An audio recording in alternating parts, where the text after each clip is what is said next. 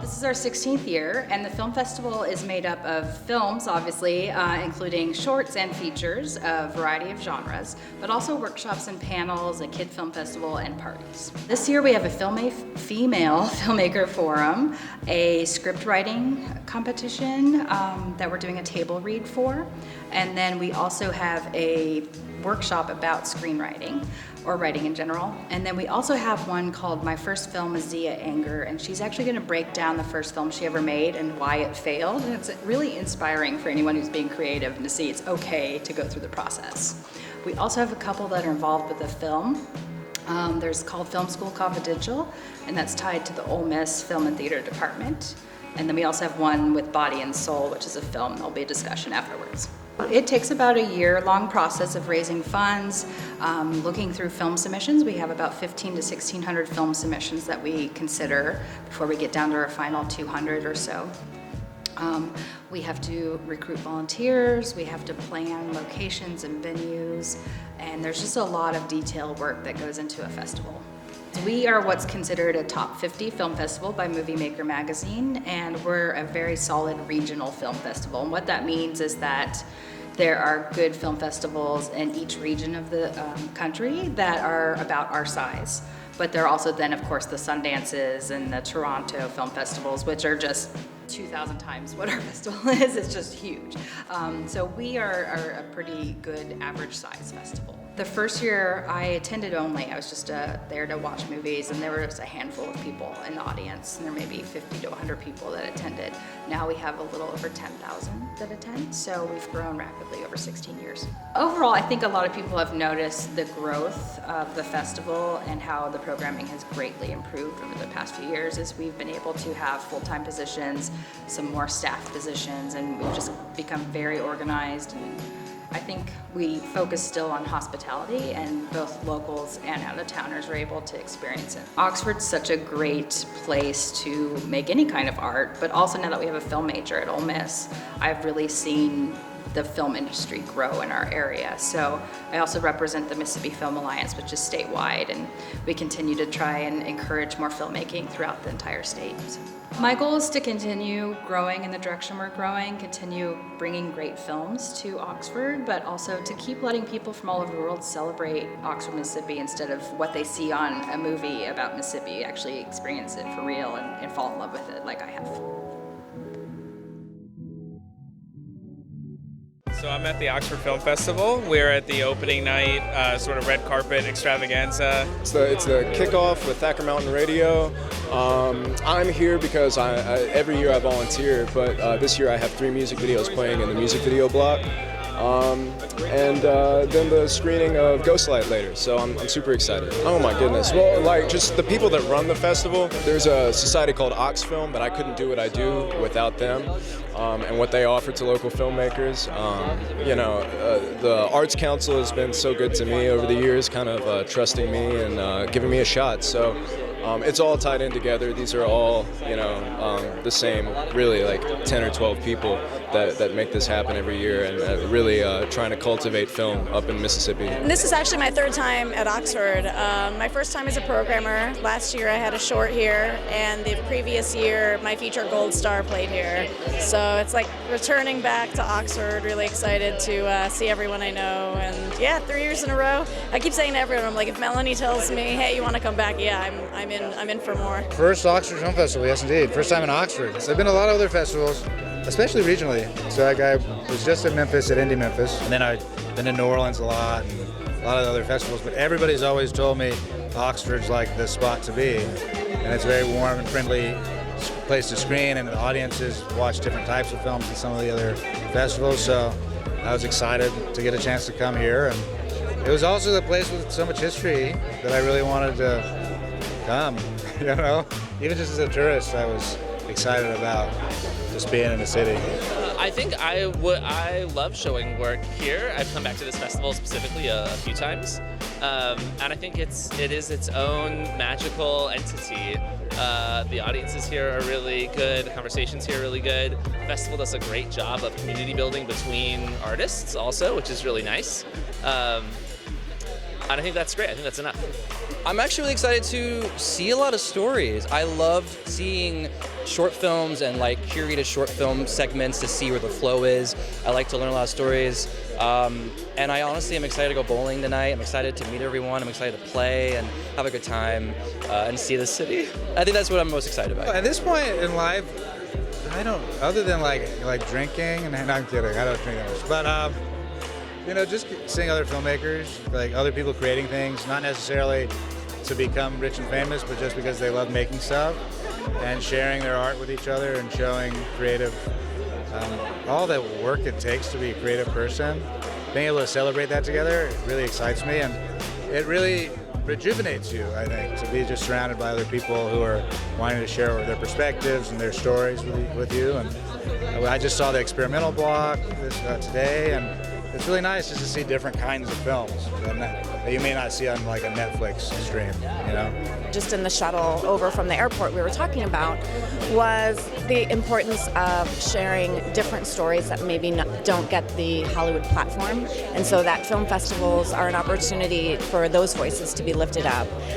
Things that maybe aren't so mainstream or aren't so commercial, or maybe just haven't had the light shown on it yet. So it's really exciting to see the work of people who are telling new stories from new perspectives. I produced a film called Jewels of Light and Dark, which is in the narrative queer competition. And then I also co-directed a short experimental piece called I Taste Blood that just screened a couple hours ago. I think any chance that I have to bring experimental or queer work to the South is a really treasured experience for me. And it's something that's really important down here. So I hope it's just a community building piece. It has been always for me in the past to meet other people, to have conversations, have really important conversations. And I hope the work continues to do that. Here with my subject, Chuck Linville. Documentary shorts about him. He's kind of a artist provocateur from Portland, Oregon. I've known him for a long time. He's a maker of art cars and all sorts of things that comment on society, religion, you name it. So he's just he's an interesting human being, and so we made a movie about it. Well, it's been great. I mean, like, this is our first time in Mississippi, and the hospitality has been fantastic. And, just coming to a place you've never been to before, and then coming here and showing your film on top of it is kind of like a cool thing. It's been very enjoyable so far. Looking forward to the camaraderie with the filmmakers and getting to know Oxford a little better. I wrote and directed a short film called Sell Your Body, which is a millennial horror story about student debt, dating apps, and a threesome gone wrong. Sell Your Body is actually my thesis film. I went to the directing program at School of Visual Arts in New York, SVA, and this is the film that I made to graduate. We produced a passion project this past year, a documentary about a man named Hulk Collier. And we're showing that 15-minute film in this film festival. It's the story of the teddy bear, of where the teddy bear came from. So it's a very relatable story to most people. Most people have owned a teddy bear. And so the story's gotten a lot of traction because of that. It's about the guide who took President Theodore Roosevelt on the infamous teddy bear hunt. We're also here presenting a film that I directed and wrote called Funeral.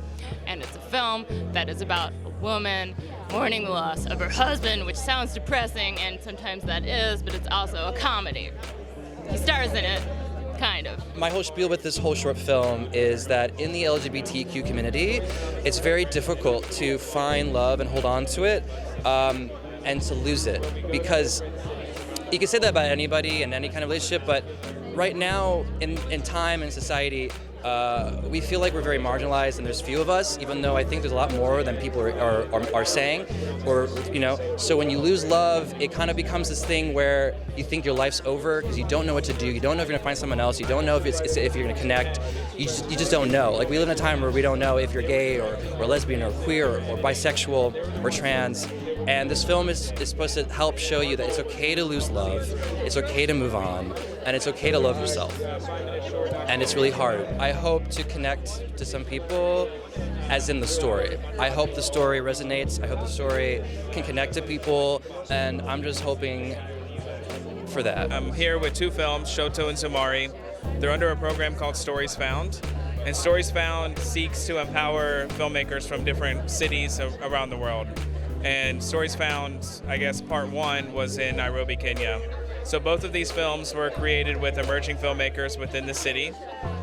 Both focus heavily on very cultural components of Nairobi.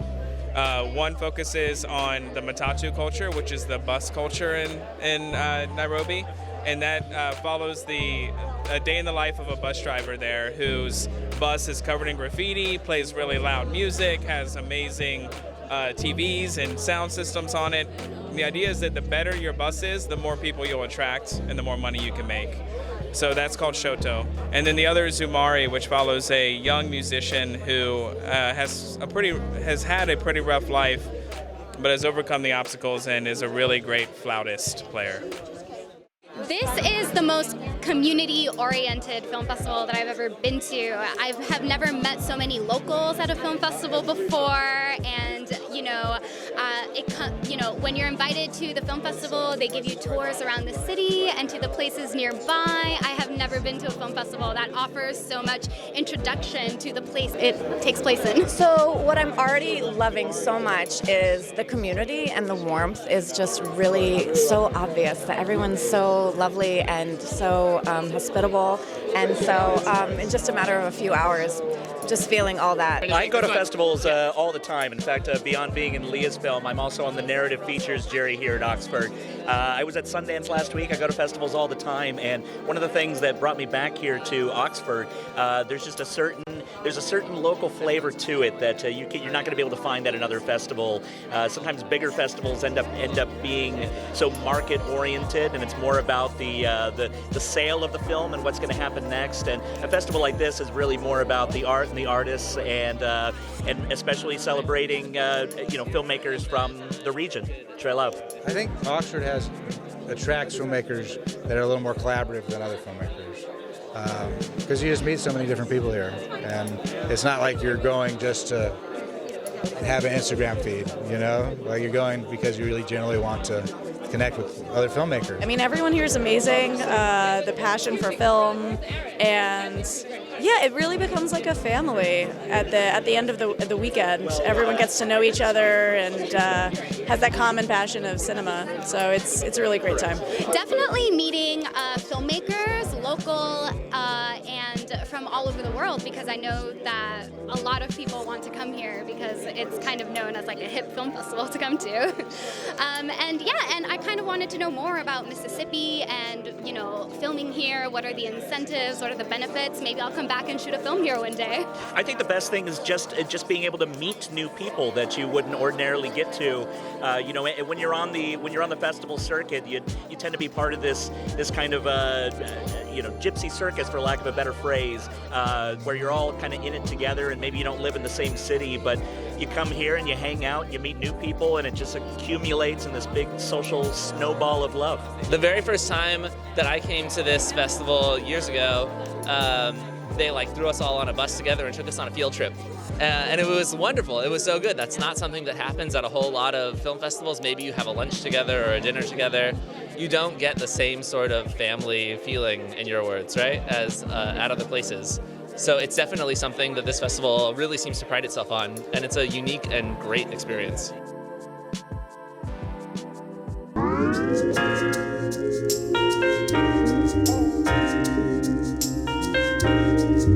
Thank you.